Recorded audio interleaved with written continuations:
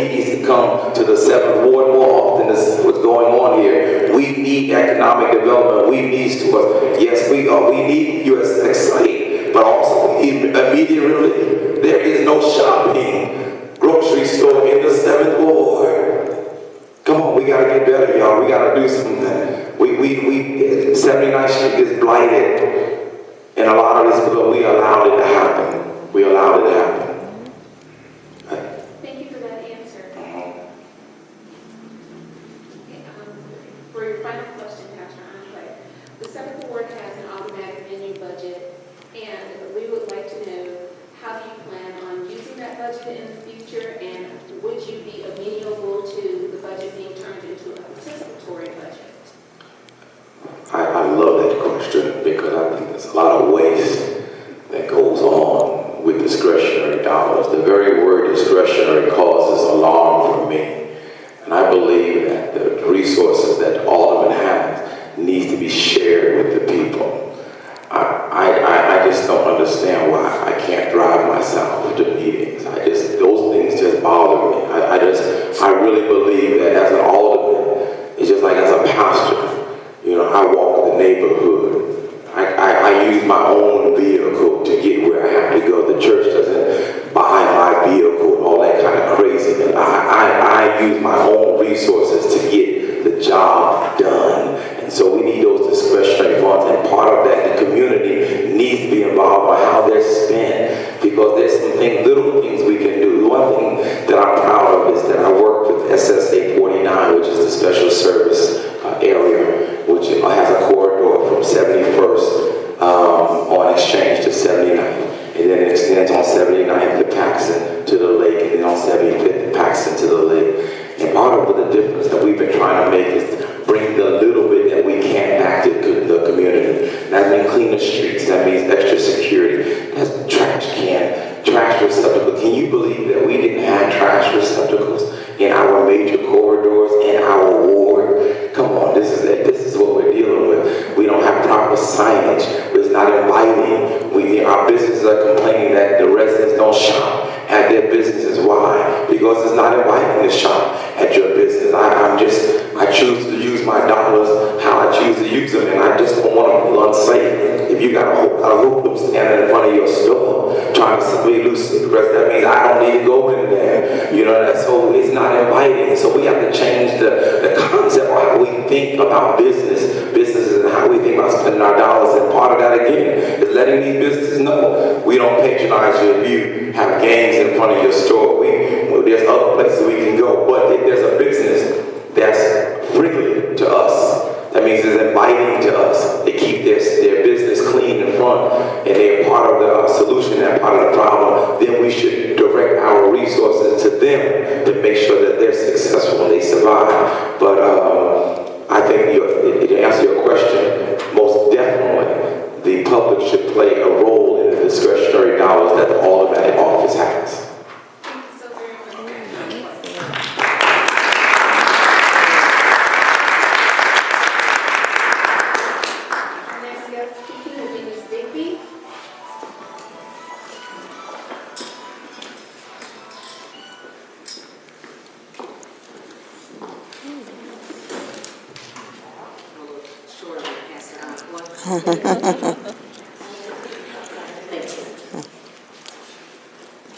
Ms.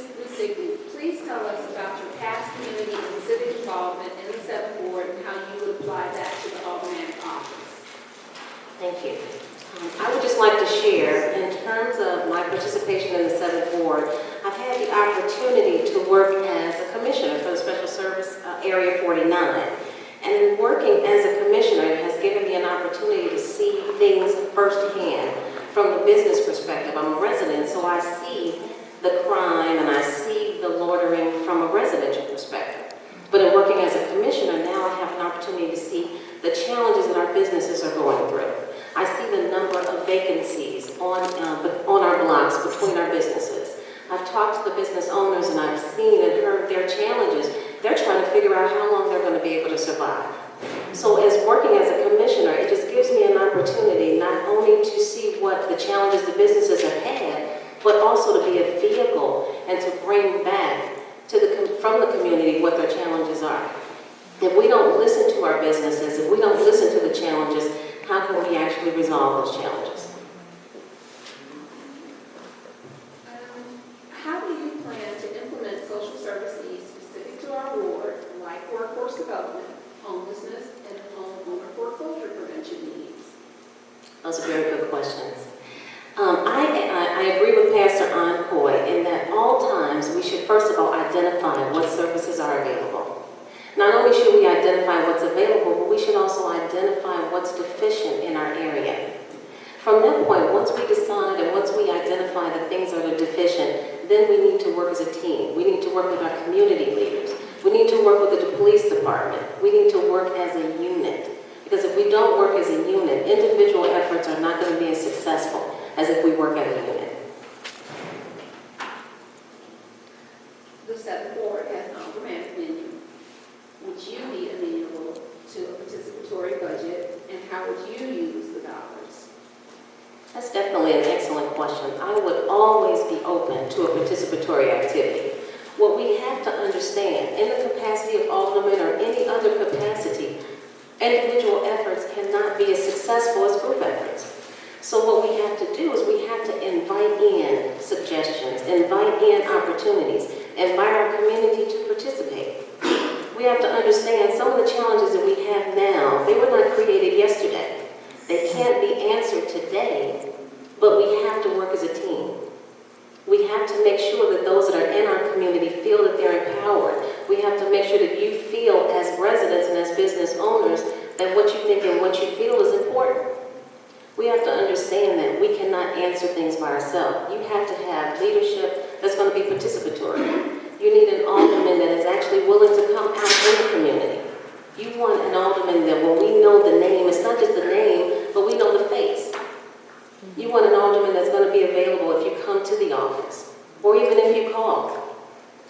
There are so many things that South Shore can do. There's so many opportunities for South Shore.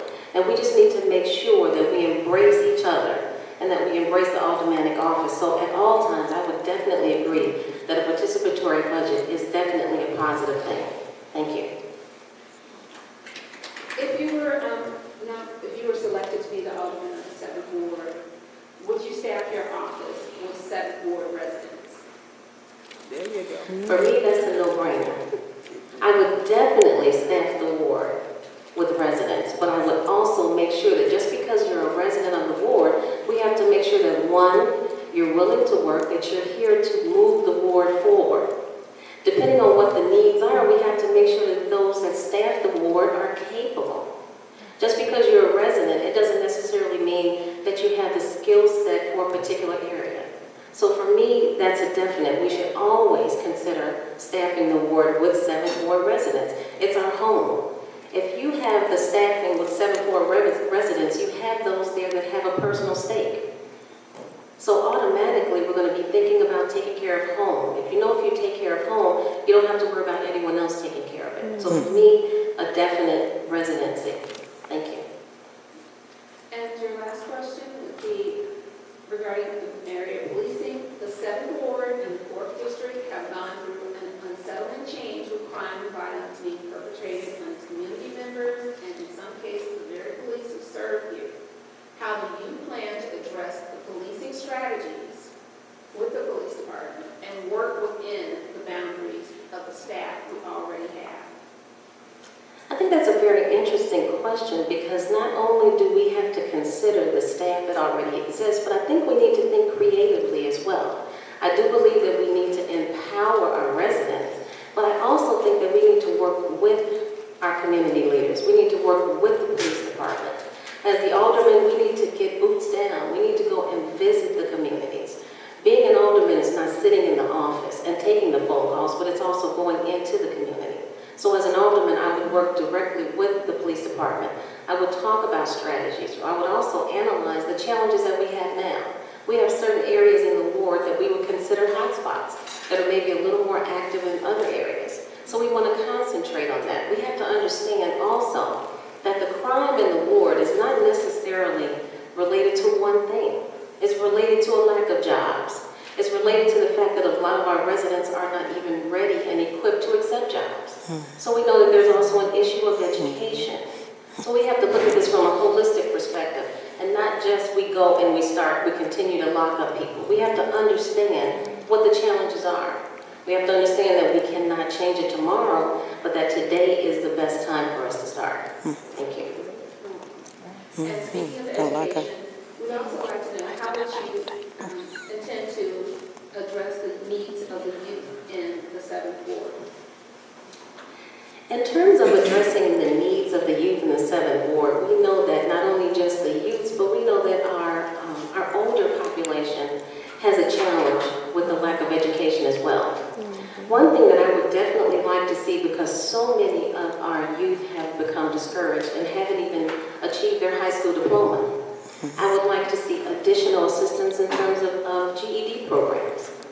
We need to do some mentoring. We need to help them understand that they do have wealth, that their lives do make a difference. A lot of our teenagers now, they just don't see it tomorrow. All they see is what's in front of them today. And we need to empower them, help them understand that they are a valuable commodity in our community. Thank you. And lastly, how do you propose to accomplish the agenda that you have set in 2 years? In terms of accomplishing my agenda in 2 years, first of all, I would like to say that I would not consider it my agenda, I would consider it a community agenda. Because my desire is to look at the deficiencies and plug the deficiencies that we're missing. Day one, I would be a full-time alderman. Because I believe that given the situation that our community is in right now, we need a full-time alderman. We don't need someone that's working part-time alderman and working part-time job.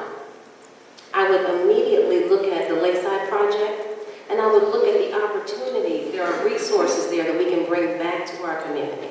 I would look at continuing to build partnerships, not only within the 7th Ward, but also with other aldermen and our surrounding wards, because we need to work as a unit. Chicago is not just the 7th Ward.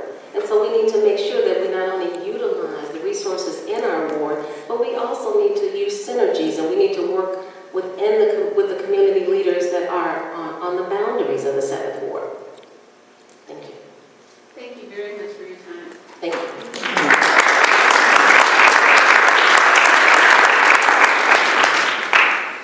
Mr. Brooks, please.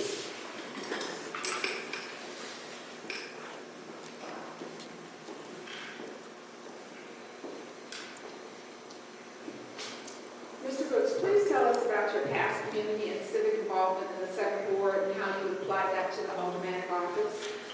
I spent 18 years on local school, 10 years on local school council in South Shore.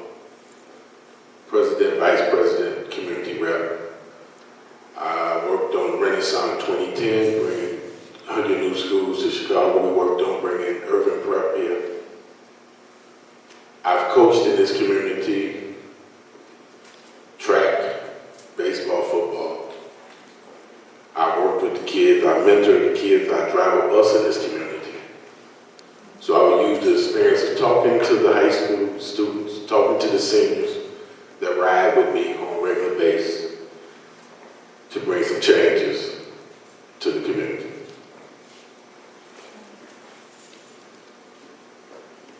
Thank you. Can you share with us what your views are for the Lakeside Expansion Project and how you would collaborate with our neighboring aldermen to bring that project to fruition? Okay, let's get something straight. If I'm correct, Lakeside just got ruled out of our community. That's the 10th Ward. For people who don't know that. Really, that Lakeside is one thing. What I want to work with is what we have here. That's 5 years, 10 years away. In 5 or 10 years, I could have lost another 2,000 kids. Let's talk about what we're going to do here. What I want to do here in the 7th Ward is start a youth organization.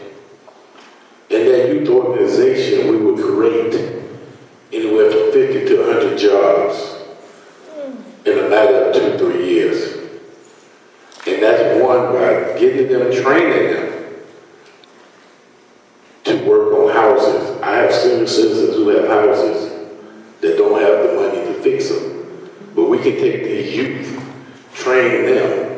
opportunity to go over and fix the senior citizen porches at no cost to the senior.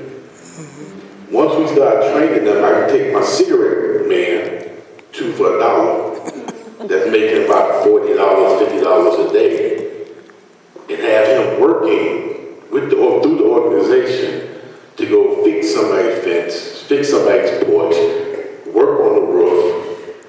Now that removes him off the corner. That's only one person. We get the other youth involved, and once they start seeing their friends doing things, now they're going to follow. We have to learn to be fishermen. And that's the problem in this community I raised here.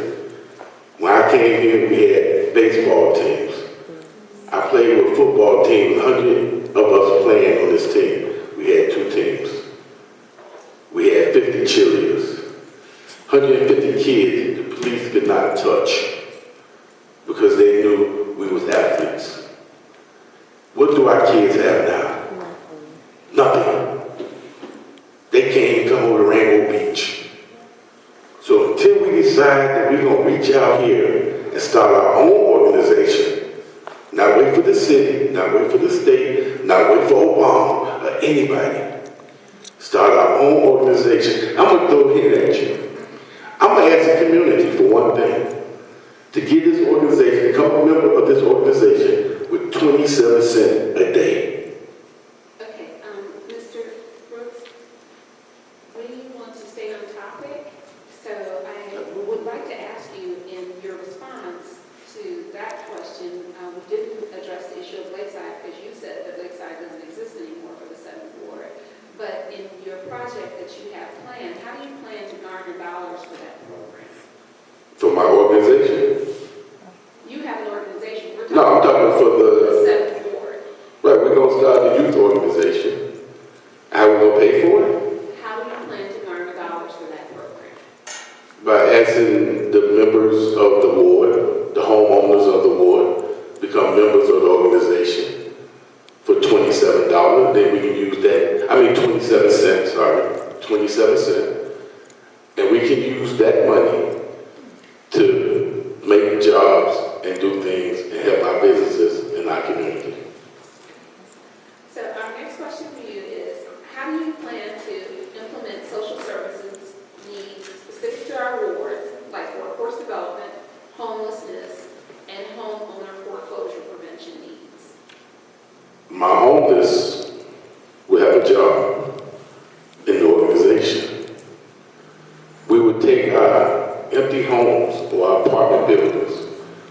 The organization would fix it, give them a home.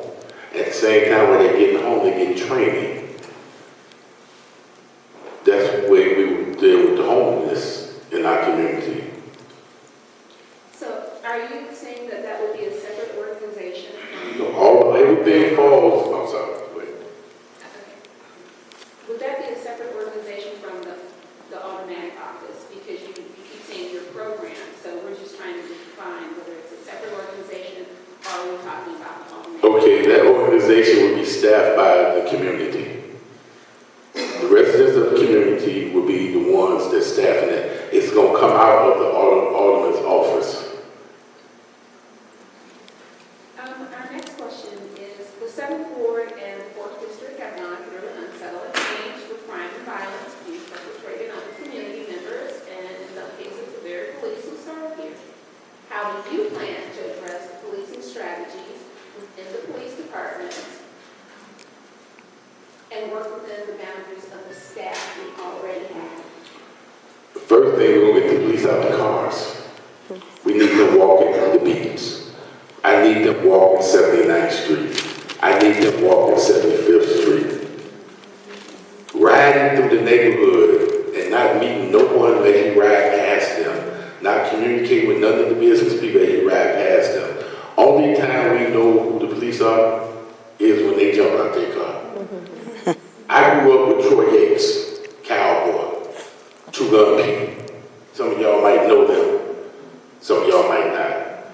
But one thing about it, Troy Yates, I can run 2 blocks away and run. Troy Yates will see me and come to my house. Two Gun Pete and they can see you and come to your house. officers that we have are involved with us. So the first thing I'm going to demand is say, I want them out their car. I want them walking and talking to the residents, where the residents know who they are. Okay, Mr. Brooks, thank you so very much for your time. You're welcome.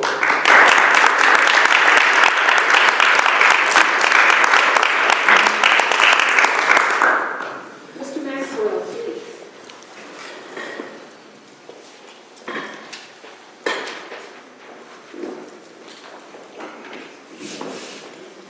Good evening, everyone.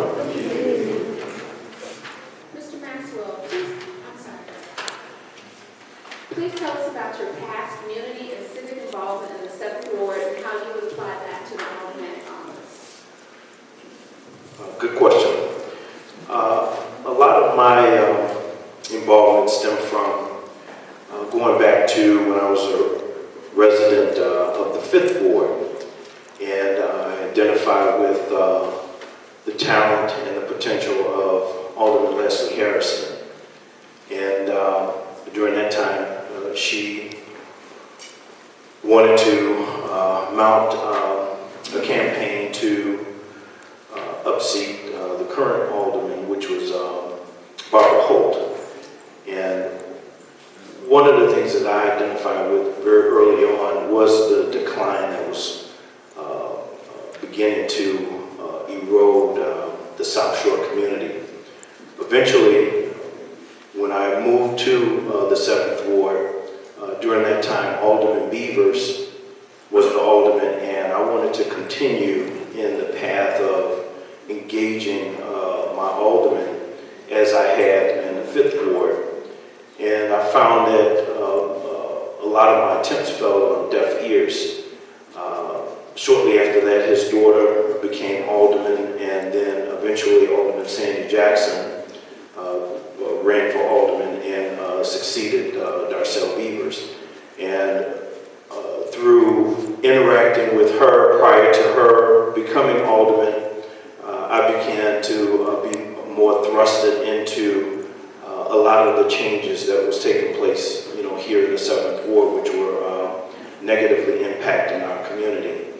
And being very confident in Alderman Jackson's vision for the ward, I increased the work that I began to do in the ward. I became a precinct captain.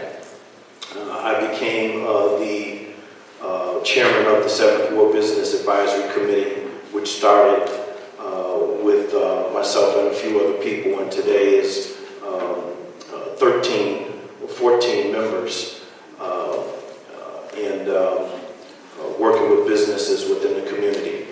I became one of the original architects of SSA 49, in which some of my fellow candidates, are a part of being the commissioners for that for SSA 49. I was very instrumental in assisting with them with their application process to be appointed as the commissioners, as well as recruiting them to become commissioners. In addition to that, I eventually was appointed a commissioner and eventually became the project manager for the SSA. But many of you all know me, not from titles and different things as relates to community development, but just from working with me on a lot of different occasions and spending time with me, spending time around me, and knowing that I'm someone who is very participative as relates to the further growth and the development of the community. So I think that I would further and continue to engage the community the same way that I have been. I once heard that potential is something that's the total sum within us that is yet to be manifested.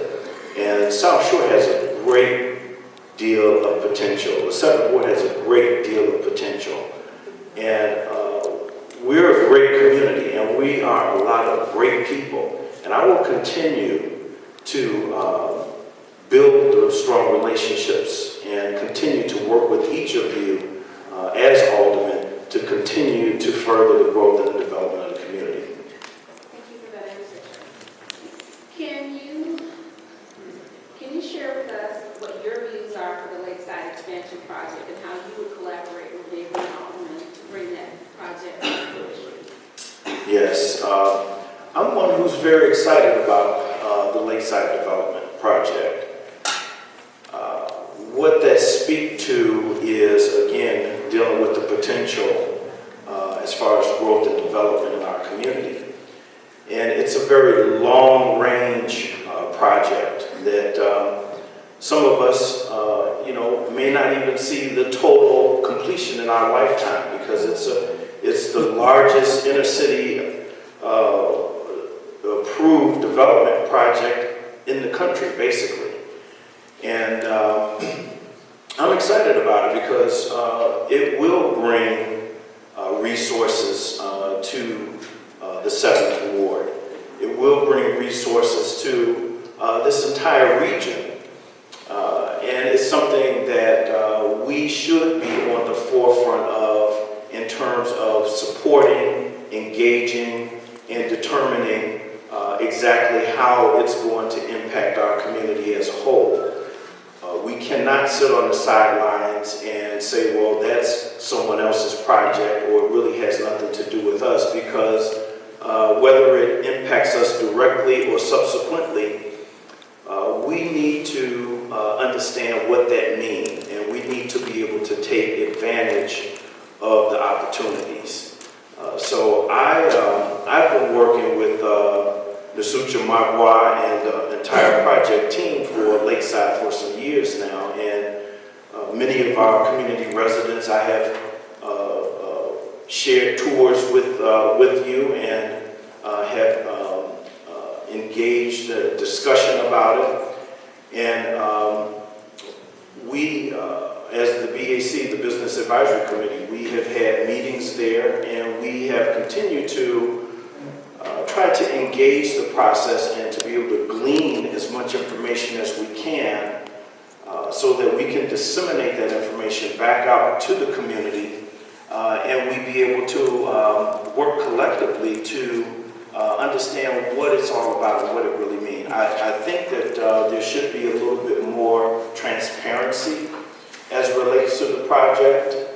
I know that a lot is still going on and it's still under development, but a great deal of our residents aren't really fully aware, fully educated on the plans that are being made, and oftentimes I'm hearing that things have taken place after we've learned about, that we've been informed about it, that decisions have already been made. So I think as a community, it's critical for us to really engage ourselves with that and to embrace it, because change is imminent. We're not going to stop the forces of change and development, but we certainly can be a part of it.